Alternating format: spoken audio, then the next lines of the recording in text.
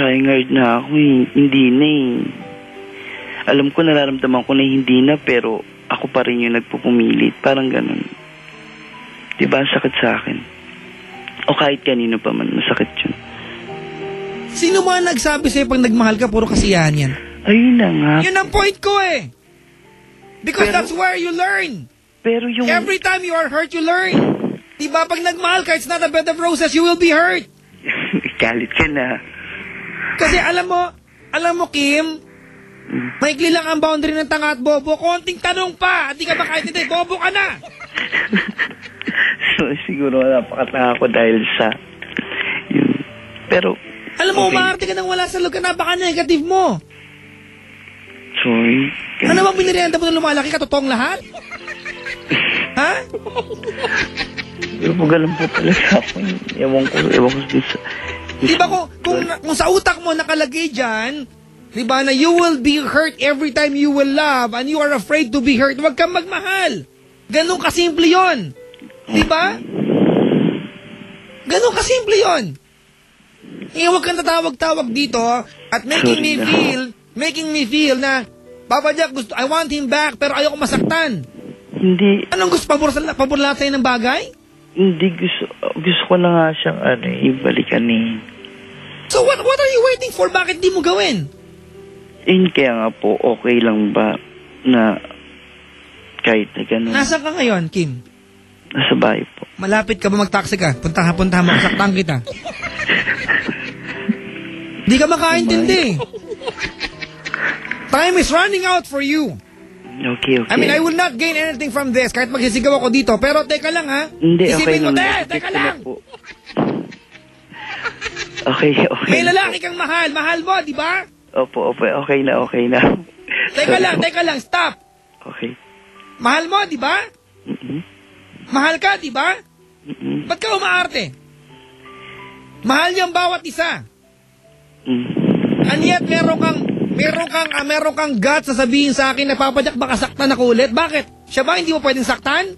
Are you not capable of hurting the guy? You will hurt the guy one way or the other. Ganon talaga pag nagmamahal ka. Okay. Silong daganan mo nga to? Hirap kausap, oh. Hindi ko maintindihan kung bakit tumawag ka sa akin at ipaparamdam mo sa akin na meron kang guy na nagkahiwalay kayo at mahal na mahal mo siya at yung guy nakikipagbalikan, diba? Trying to win you back. Tapos sabi mo sa akin, kasi Papa Jack, bading ako, pangit tignan pag iiyak ako. Ano ka? Di wag ka maging bading, pakalalaki ka.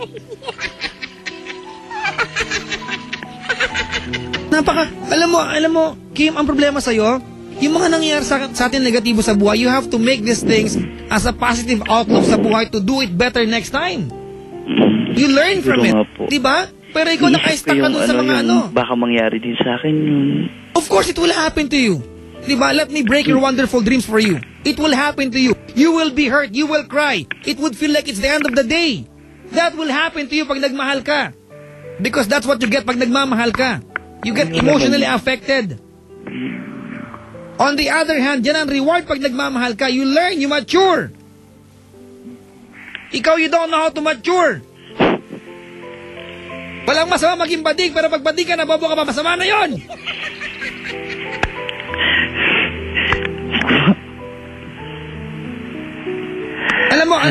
Alam mo, Kim, kung ba't ka naging bobo? Masyado kang matalino, you question everything, and you want to find answers for everything. Pag nagmamahal ka, time will tell you answers, most of the answers. Ayun nga po. And you will never know kung kayong dalawa will prosper unless you go back to him. Hindi mo pwedeng hulaan yan. You have to go through it. Kailangan pagdaanan yung magkasama. If you love each other. Wala ka pa nagagawa, hindi pa ka nagbabalikan, napaka-negative mo na. Huwag ka makapagbalikan, gano'n kasimple. Sakit po kasi. Masakit talaga. Ano masakit? Sobra. Ano ginawa sa'yo? Ang sakit kasi. Wala lang, parang ay siguro nga ang dami ko lang naisip na baka mamaya mag-ano ulit yung maramdaman ko. Siguro, kaya, ayun nga, I know na ngayon.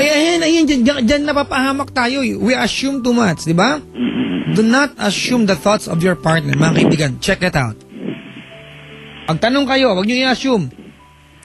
Mga pagkakato, hindi ko sinabi sa'yo kasi baka magalit kayo. Paano pag hindi pala magagalit?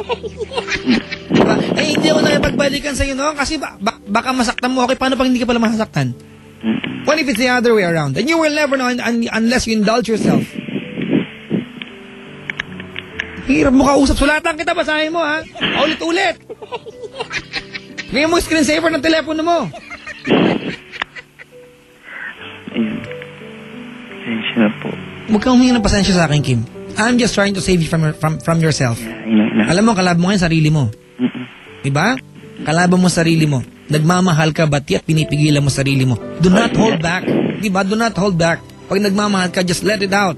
When you are in love, you are expected to go the extra mile. Do some extra efforts. Diba? Okay. You lose yourself pag nagmamahal ka. You'll be blinded. Papakatanga ka. That's what you get pag nagmamahal ka. Kailangan. Because that's when you can say na nagmahal ka pag nagpakatanga ka. Pag umiiyak ka na. Diba? Pag umiiyak ka na and it feels like it's the end of the day, ibig sabihin nagmahal ka ng tama. Hirap. Puro ka mahirap, patiring kita dyan eh. Ewan ko basta. Ano ko na lang yung sinabi. Alam mo kung bakit ako nagagalit sa'yo? Because you haven't, you don't know exactly kung ano yung full potential ng partnership ninyo. And yet, sumusuko ka na. One day, if this person naglakad sa harap mo, may ka-holding hands na iba or maybe happy with someone, you will regret not having him back. Because you could have been that person. And yet, you'd given up so early. Excuse me, pwede ba ako what if kung ito naman, mawalan ako ng yung parang financial, di ba, parang ganun. Wag na nga, magulo. Sabi ba? Yung ganun, parang iisip ko rin na baka mamaya, ayun lang, kaya niya, kasi dami ko din nabibigay. Kahit sa parents niya, ganun. Siguro ba kailangan niya ako dahil lang doon. Ayoko din kasi iba yung nararamdaman pag... Bakit ganyan ka? Kim, bakit ganyan ka? Why do you have to assess everything you do for love?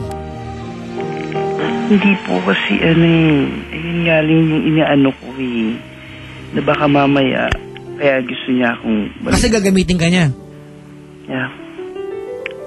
Yan pala ang tingin mo sa kanya, bakit pinag-iisip mabalikan yung tao? Wag na lang. Wala pa man siyang ginagawang masama siya, may krimen na siya sa paningin mo. Ba? Wala pa siyang ginagawang masama, accused na siya sa'yo. Kung sa mahal ko siya, pero... Pag nagmahal ka, walang pero-pero. Just give it out. Just let your love flow. Ayun naman po yun. Masyado kang praning. Okay.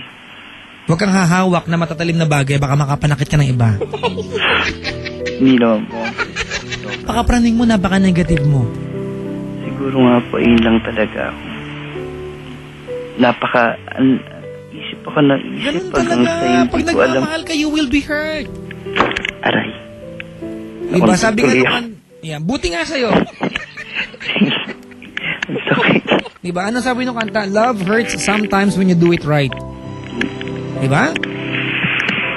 Diba, Ceylon? Oh.